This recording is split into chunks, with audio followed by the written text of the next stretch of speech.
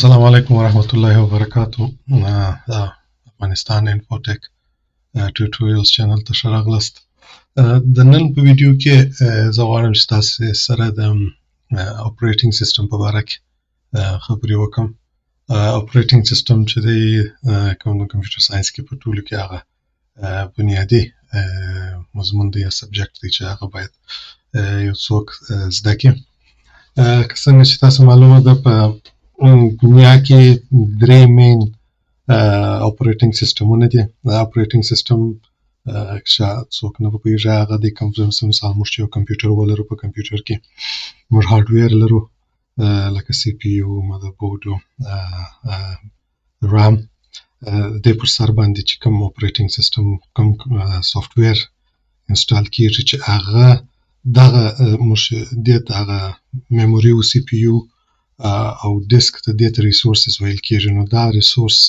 باید سره تشریح سي یا نوبتبندي سي. فرض مثال که زه مثال راوړم که شفاخانه ده، په شفاخانه کې یو بستر دی، دا بستر ته باید په نوبت باندې یا د ضرورت پر اساس باندې یو مریض راسي. که فرض مثال په شفاخانه کې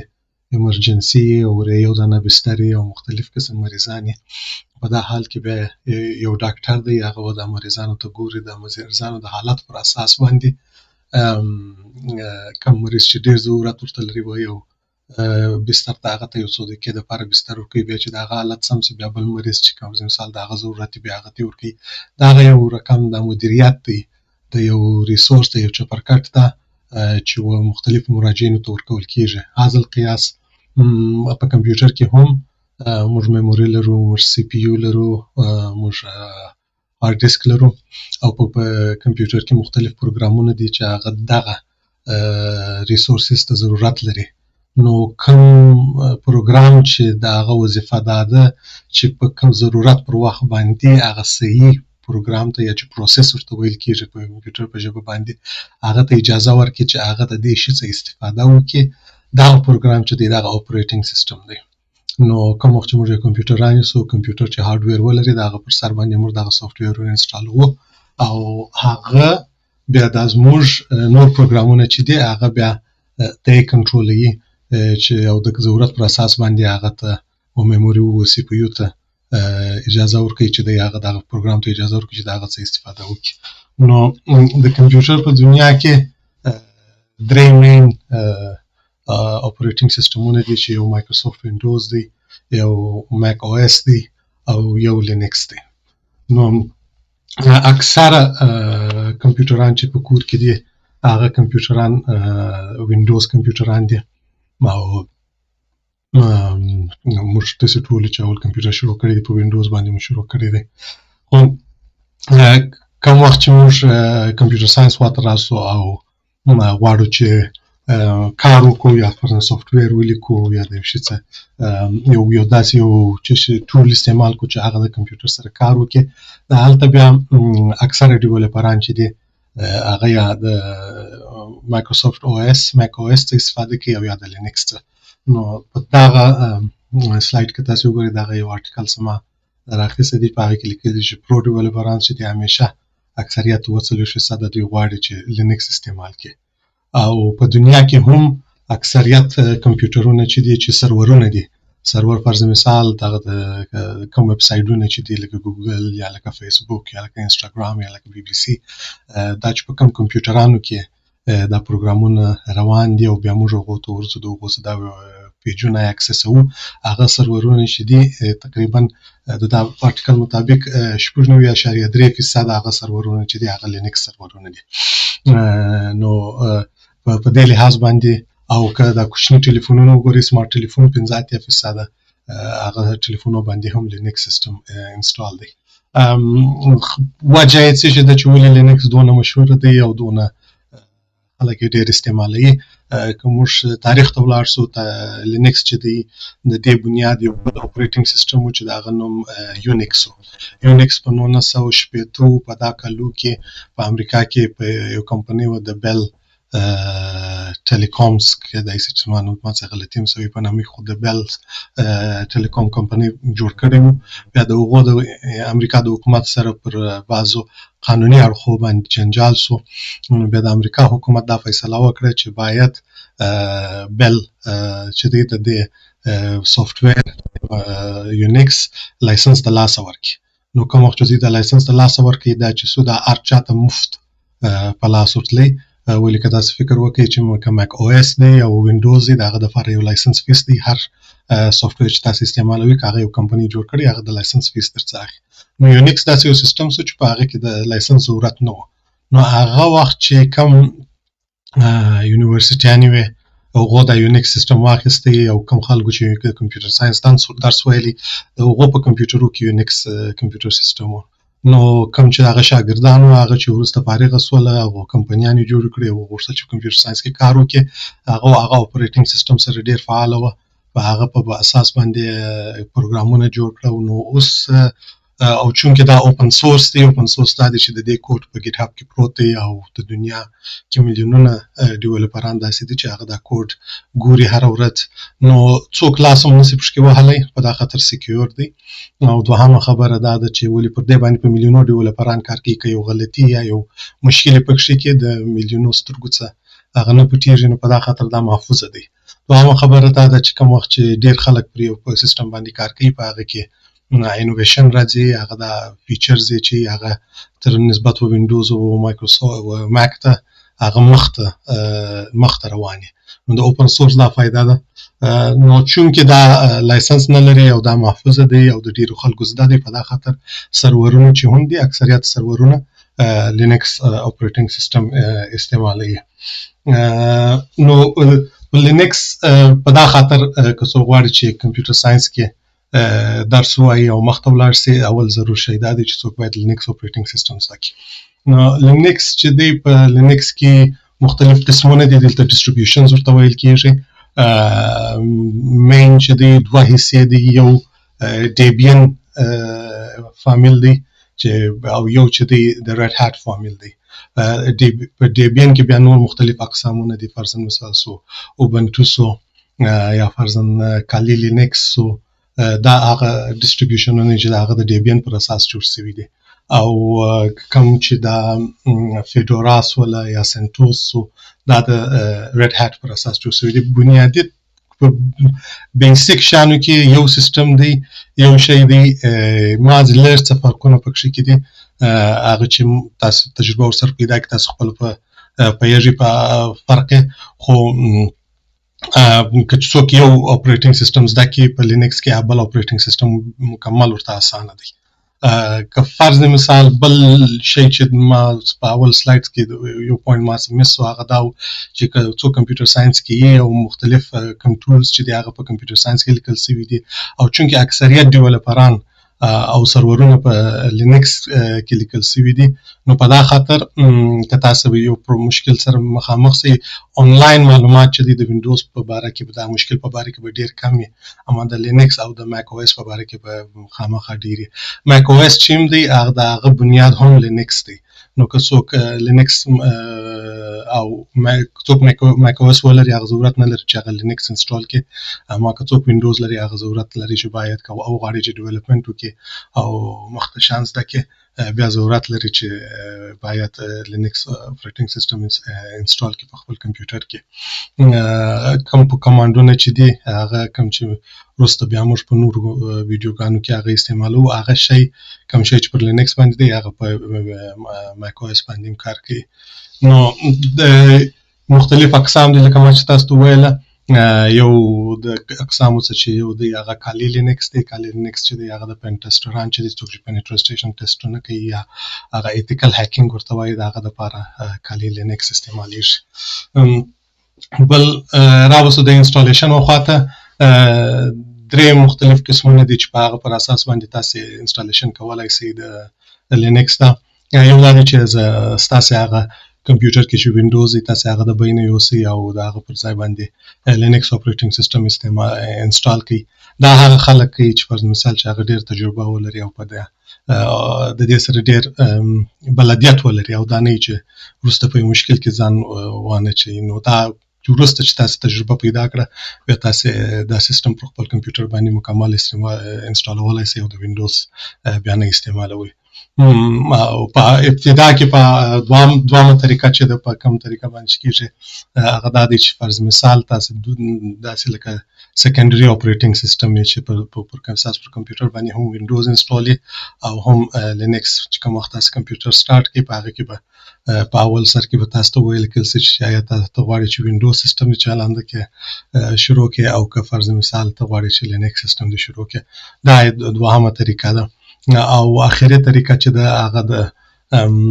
ورچوال باکس دی چې هغه یو هایپروایزر دی چې هغه موږ انسټالوو. یو هایپروایزر داسې یو پروګرام دی چې هغه تاسو ته اجازه درکوي چې تاسو په یو کمپیوټر پر سر باندې د یو هارډویر پر سر باندې څو نور ورچوال کمپیوټرونه انسټال کړئ. مطلب تاسو فکر کوئ لکه یو که دا لپټاپ چې دی د لپټاپ پر سر باندې تاسو هایپروایزر چې کوئ او د دې سی پی یو چې فرض مثال تاسو شپږ یا لس سی پی یو لري په خپل لپټاپ کې او فرض مثال څلور شپېته جی بي ریم میموري لري. تاسو کولای شئ چې هایپروایزر استعمال کړئ او یو سی پی یو او یو حصہ د میموري او مختلف کوچني ماشینانو ته ورکړئ او په هغه کې بیا تاسو مختلف اپلیکیشنونه رن کړئ. کوم دغه سیستم چې دی دا په لو سطح باندې په ډیټا سنټرو کې استعمالیږي. په ډیټا سنټر کې تاسو به لیدلی هغه په الماری کې چې هغه کمپیوټرونه یې هغه سی پی یو یې هارد ډیسک او میموري هغه پر سر باندې پر هر راک باندې یو لپټاپ پر سر پروت دی. دا لپټاپ پر سر باندې یو وینډوز اپریټینګ سیستم انسټال دی. هغه پر سر باندې بیا هایپروایزر چې دلته موږ ورچوال باکس استعمالو خو نور مختلف هایپروایزرونه شته لکه زن سنټر او زن سرور او وی ام ویر او نور کوم چې لایسنس فی لري هغه انسټالیږي. بیا د هغه څه وی ام ورچوال ماشینز جوړیږي په هغه کې بیا اپلیکیشنونه رن کېږي. نو دا په ډیټا سنټرونو کې په لوړه سطح یا موږ به دلته په کوچنۍ سطح باندې ورچوال باکس کار کوي. دا ډېر خلک چې اول غواړي چې لینکس زده کړي د دغه طریقې څه کوي. نو ما په نظر داسې دی چې څوک اول د ورچوال باکس شروع کړي بیا دوامه پله سیکنډري اپریټینګ سیستم غوندې انسټال کړي او په اخر چې څوک کانفیډنس پیدا کړي بیا از مین اپریټینګ سیستم هم انسټالولای شي. د ورچوال باکس انسټالیشن لپاره باید موږ لاړ شو د ورچوال باکس ویب سایټ ته. دا لینک به بیا زه په ډسکرپشن کې ولیکم. دلته چې رالاست تاسو ته مختلف اپشنونه درکول کېږي. د وینډوز لپاره جلا باینري لري، د ماک او اس لپاره جلا دی، د لینکس ډسټریبیوشن لپاره بیا جلا دی. نو کوم وخت چې تاسو د ورچوال باکس ډاونلوډ کړئ او هغه انسټال کړئ تاسو ته به داسې یو سافټویر راشي. دا چې دی دا هایپروایزر دی. اوس په دې کې بیا تاسو یو نوی کمپیوټر چې کولی شئ که تاسو وګورئ ما یو already یو مخکې هم دلته دا جوړ کړی دی چې د اوبنټو په نامه دی. د هغه پروسس به بیا زه ستاسو لپاره بیرته بیا درسره وکړم. دا خو هایپروایزر سو بل بیا موږ چې یو د اوبنټو کوم چې موږ هغه لینکس ډسټریبیوشن دی چې موږ استعمالوو هغه باید ډاونلوډ کو. د ډاونلوډېدو لپاره باید تاسو ubuntu.com ته ولاړ شئ. ubuntu.com ته چې ولاړاست تاسې ډاونلوډ ته ولاړ شئ. دلته که تاسو وګورئ اوبنټو ډیسکټاپ دی او اوبنټو سرور دی او د آی او ټي لپاره جلا دی او د کلاود لپاره جلا ډاونلوډ دی. د ډیسکټاپ چې دی هغه داسې دی لکه یو نارمل کمپیوټر. دا کوم پروګرام چې تاسو زما په کمپیوټر کې وینئ دا هغه اوبنټو ډیسکټاپ دی. دلته ګرافیکس تاسو ته درکول کېږي او سرور چې دی سرور د اپلیکیشنو د لپاره دی. که فرض مثال تاسو غواړئ چې یو اپلیکیشن هوسټ کړئ په هغه کې رن کړئ نو بیا تاسو سرور ته ضرورت لري، تاسو ګرافیکس ته ضرورت نه لري. نو سرور چې دی هغه ایمیج نسبتا کوچنی دی او د ډیسکټاپ ایمیج چونکې ګرافیکس پکې کې دی هغه غټ دی. که تاسو متوجه شئ دلته یو 2.4 LTS او 2.10 دا دوه ورژن دي. LTS معنا دا د لانګ ټرم سپورټ Ubuntu چې دی هر 3 کاله بعد یو لانګ ټرم سپورټ څه شي اپریټینګ سیستم را باسي یو نوې ورژن را باسي او د هغه په مابینځ کې بیا شورت ټرم سپورټ لپاره ورژنونه را باسي 22.10 که تاسو استعمال کړئ د دې لپاره سپورټ د یو کال لپاره دی او که 22.4 تاسو انسټال کړئ د هغه د 3 کالو سپورټ لري مله 3 کاله دوی تاسو ته سکیورټي اپډیټ درکوي او سپورټ ورکوي کوم وخت چې دوی نوې ورژن ریلیز کړي بیا هغه یو ویډیو جوړ کړم چې هغه څنګه اپډیټ کیږي نو که غواړئ چې تاسو انسټال کړئ هر څوک چې کار کوي هغه همیشه د لانګ ټرم سپورټ انسټال نو دلته چې تاسو کلیک وکړئ دا به ډاونلوډ شي او دا فایل چې دی دا تقریبا 3.8 ګیګا بایټ دی نو کوم څوک چې په افغانستان کې دی یا پاکستان کې چیرې انټرنیټ لږ ضعیف دی دا یو مشکل کېدلی شي خو بیا هم که فرض مثال په ملګرو کې یو څوک یې ډاونلوډ کړي او په USB کې د ځان سره وساتي د نور ملګرو سره شیر کولی شي دغه یوه طریقه ده خو دغه یې ټول کې هغه مشکل حصه ده کوم وخت چې تاسې Ubuntu ډاونلوډ کړئ بیرته موږ ځو ورچوال باکس ته ورچوال باکس ته چې راسئ تاسې به دلته ورته ووایاست چې تاسې غواړئ چې نوی کمپیوټر څه شي کړئ او دلته به راځو نیو ته چې رالو فرض مثال زه نوم به ورکوئ فرض Ubuntu 2 ما نوم ورکړئ هلته لوکیشن دی چې چیرې دی چې شي کوي دلته ایمیج چې دی په دا ایمیج کې به تاسو ورته وایاست چې تاسو چیرې هغه ISO فایل چې دی دغه مو ډاونلوډ کړی دی یو بل پوینټ چې ما غوښتل چې زه تاسو ته وایم که څوک فرض مثال ماک او اس لري او هغه نوی ماک دی لکه ماک 1 او ماک 2 هغه چې دی هغه ARM پروسیسر لري 64 ګیګ نه دی هغه 32 ګیګ دی ARM اول خو هغه ضرورت نشته چې هغه دا انسټال کړي دا د وینډوز او څوک چې انټل پروسیسر استعمالوي او 64 ګیګا بایټ دی دا د هغو دپاره دی باید هغه دغه ایمیج هغه انسټال کړي که تاسې دلته راسئ هلته چونکې د ARM دپاره کوم شی نه دی ویلي خو دلته لیکلي دی ARM سپورټ لپاره که څوک غواړي چې د ARM کمپیوټر لپاره یا د انټل د ماک 1 او ماک 2 لپاره انسټالوي بیا دغه سرور ورژن انسټالولی شي متاسفانه کوم چې دا بل ډیسکټاپ ورژن یې نشته دا چې رالو موږ نیکسټ تاسو ته دلته څه شي درکول کېږي چې دا یوزر دی اول یوزر دی چې دوی ستاسو دپاره جوړوي او تاسو دلته ورته ولیکئ دا پاسورډ دی چې دوی ورکړی دی او ګیسټ ایډیشن ورسره انسټال کړي بیا ځو نیکسټ دلته د هارډویر په باره کې ستاسو پوښتنه کېږي چې تاسو څومره میموري ورکولی شئ د کوم ځای پورې چې شین دی زرغون دی تر دغه ځای پورې تاسو میموري ورکولی شئ که فرض مثال تاسې غواړئ چې دا ستاسو مین کمپیوټر او تاسو ډېر کار پر دغه باندې کوئ بیا تر دغه اخر در زرغونه تر اخرې پورې راولئ او که نه نو کومال د امتحاني دپاره یې بیا داسې شي او سی پي یو هم حاصل کړي څو سی پي یو زما کمپیوټر کې 24 سی پي یو دي نو فرض مثال زه 12 ورکولی شم خو ما چونکې بل کمپیوټر بل وي ام جوړ کړی دی د هغه امتحاني کوم نو زه به 15 سی پي یو ورکوم دا که تاسو دلته کوم ریسورس ورکړئ دا معنا دا نه ده چې دا شی نو دغه ریسورس نو بیا وینډوز ته نه ورکول کېږي مقصد دا دی چې کوم وخت چې تاسو دا کمپیوټر چالانده کوئ په ورچوال باکس کې دوغونده میموري د ورچوال باکس د دغه ماشین دپاره لاک کوي نو هغه وخت کې کېدای شي ستاسو پر وینډوز کمپیوټر باندې یو څه فشار راسي اما نور په عام حالت کې داسې نه دی چې کوم تاسو اوس دلته دا ریسورس ورکړئ دا نو ستاسو د وینډوز ته د عمر دپاره یې ستاسو نه دا داسې نه دی بیا تاسو نیکسټ ووایئ دلته بیا تاسو ورچوال هارډ ډیسک جوړوئ چونکې دا یو ورچوال کمپیوټر دی دا داسې نه دی چې بل هارډ ډیسک دی یا ستاسې دا اوسنی هارډ ډیسک کې دا خرابېږي په دا پورې نه دی بیا هم ستاسې خپل هارډ ډیسک ته وګورئ چې څه شی زما کمپیوټر کې 2 ټیرا بایټه دی نو فرض مثال زه 25 جی بي یا تر هغه لږ ورکولی شم نو نوی هارډ ډیسک به دوی جوړ کړي نو دا ټوله سمري ده په اخر کې تاسې دا ووایئ فینش چې وکړئ نو دلته دا پروسس شروع کېږي دلته لیکل try or install Ubuntu پر دغه ځای باندې انټر چې ووایئ نو دا انسټالیشن شروع شو دا انسټالیشن یو ورچوال هارد ډیسک جوړ شوی دی چې د کمپیوټر په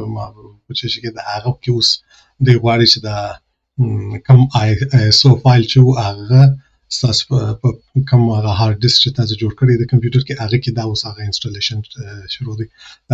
ورخطای خبره نه ده تاسو هغه وینډوز اپریټینګ سیستم د بین نه وړي دا مازی یو ګیسټ اپریټینګ سیستم دی چې هغه دوی اوس انسټالوي دا پروسه لږ څه وخت نیسي او بعضې هغه شیان دي چې هغه باید اپشنونه دي چې هغه باید تاسو سلیکټ کړئ زه به هغه تاسو ته در وښیم بیا په مابین کې زه ویډیو پاز کړم چې هغه ټوله پروسه خلاصه شي بیا په اخره کې بیرته ولاړ شو چې اخري کوم حالت ته موږ رسېږو دا د تاسو وګورئ انسټال شروع شو انسټالیشن مخ ته روان دی یو څه اپشنونه دي هغه به تاسو سره شیر کوم چې کوم اپشنونه باید تاسو خپل چې چیرې یاست د هغه پر اساس یې تاسو سلیکټ کړئ نو بیا مخ ته ولاړ شو د خیر سره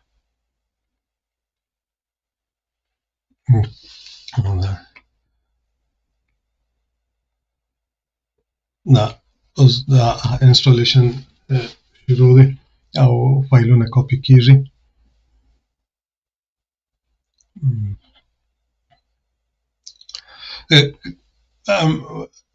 عملی کوم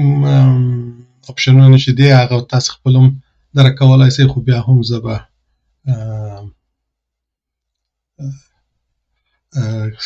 ریکارډینګ وساتم چې تاسو ته در وښیم چې څه شی دی زه به ریکارډینګ پاز کړم بیا چې هغه اپشنونه راورسېږي به بیرته شروع کړم کوم چې انسټالیشن مکمل سي تاسو به دغه سکرین ته راسئ دا یو څه وخت نیسي نو تقریبا ما چې دلته ورته حساب ورته تقریبا 15 دقیقې وخت زما پر کمپیوټر باندې ونیوی نو ستاسو کمپیوټر په سپیډ باندې اړه لري چې کمپیوټر سپیډ ډېر هغه ژر کېږي او که فرضاً وخت یې نه وي نو بیا لږ وخت نیول کېږي او بالخصوص په هارد ډیسک باندې که فرضاً نورمال هارد ډیسک یې هغه کې وخت ډېر نیسي او که فرض SSD په هغه کې بیا ژر مخته ځي دلته چونکې هغه اوس موږ دا سرور چالانده سو دا موږ نوی اوبنټو کمپیوټر چې دی دا هغه اول یوزر دی چې په اول سر کې زموږ څه پوښتنه وکړه د هغه او د دې پاسورډ چې و هغه چینج می پاسورډ دی تاسو څنګه نو اسکیپ دن تاسو وینئ دا یو نوی کمپیوټر دی چې دا انسټال شو زموږ پر ماشین باندې او دا هغه سافټویر پر سر باندې دی کوم چې زموږ په کمپیوټر کې اولریډي ستاسو ما په کمپیوټر کې خو اوبنټو دا هغه پر سر باندې ما ورچوال باکس انسټال کړي بیا مې بل اوبنټو انسټال کړي که ستاسو کمپیوټر کې وینډوز وي او دا د وینډوز پر سر څه شوی یو شی تاسو نوټ کړئ که فرض مثال تاسو د سکرین غټوي او ستاسو د سکرین نه غټېدی دا دی چې هغه دغه ګیسټ اډیشن ستاسو هلته یو اپشن مشترک هغه باید تاسو هلته کلیک کړئ کوم هغه کلیک نه کوي بیا په دغه خاطر باندې ستاسو سکرین نه غټېږي او که ګیسټ اډیشن انسټال بیا دا عیناً داسې کېږي لکه یو نورمال کمپیوټر نو تاسو د دې څه دغسې استفاده کولی شئ لکه نورمال کمپیوټر ستاسو انسټالیشن مکمل سو د نن دپاره د غونډه دا ویډیو که فرض مثال تاسو کوم مشکل لري یا کوم مشکل سره مخامخ سولاست تاسو د دا ویډیو لاندې خپل کامنټ وکړئ ان شاء الله زه به مشکل کې ان شاء الله تاسو سره کومک وکړم زه دا خپل پر فیسبوک پیج باندې هم شیر کوم د افغانستان انفو ټیک ټیوټوریالز خو ښه خبره به دا وي که موږ د کامنټس پر ویډیو په یوټیوب کې وساتو ولې که په آینده کې یو څوک یو مشکل ولري د هغه ستاسو فرهنګي مشکل یې بیا نو بیا ضرورت نشته چې بیرته بیا هغه سوال وکړي او موږ بیرته سره جواب ورکړو د یو کامنټس او دا ویډیو به یو ځای سره او هغه به په اسانه کولی شي چې هغه خپل مشکل ته خپل حل پیدا کړي نو دا ویډیو دلته پای ته ورسېدل او که غواړئ چې کمپیوټر شټ ډاون کړي دا کمپیوټر تاسو دلته راسئ دا چې بیټري ساين دی دلته راسئ دلته او پاور آف دا پاور آف نو ستاسو کمپیوټر چې څوک غواړي چې بیرته سٹارټ کړي تاسو بیرته ورچوال باکس ته ولاړ شئ کوم وي ام چې تاسو جوړ کړی دی هغه بیرته سٹارټ ووایئ دی به بیرته سٹارټ شي نو دا یې هغه طریقه ده خدای دې چې د نن ویډیو ستاسو لپاره مفیده ثابته شوې که تاسو دا ویډیو خوښه شوې لایک یې کړئ شیر یې کړئ کامنټ ورکړئ او چینل سبسکرایب کړئ ولې چې زه نور ویډیو هم انشاءالله اپلوډوم د نن لپاره دغونه له خدای په امان سلام علیکم